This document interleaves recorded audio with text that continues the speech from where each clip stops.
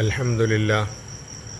ഇമാമുൽ ആരിഫീൻ അസയ്യിദ് ഷാഹ് സാദിഖ് അലി ചിസ്തി അൽ ഖാദിരി മുനീസില്ല റളിയല്ലാഹു തആല അൻഹു മഹാനവറുകളുടെ ചാരത്താണ്.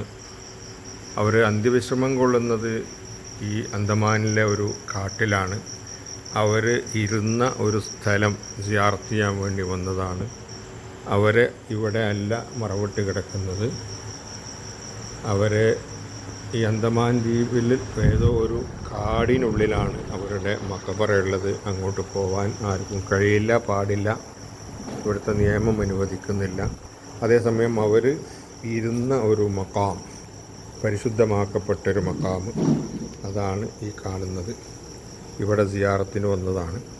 ഇങ്ങനെ അൽഹംദുലില്ലാ മഹാന്മാരോടുള്ള മഹബത്തിലും ഇത്തിബായിലുമായി ഹബീബായ നബി തങ്ങളോടുള്ള ആ ഒരു മഹബത്ത് വർദ്ധിക്കാനൊരു കാരണമാണ്.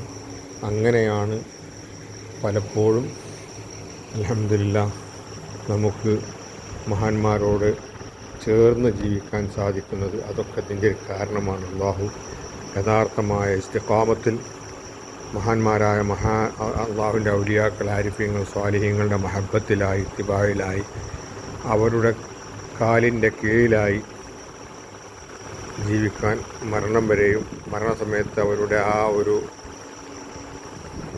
കാവലിൽ നല്ലൊരു മരണവും അല്ലാഹു തന്ന് അനുഗ്രഹിക്കട്ടെ. ആമീൻ.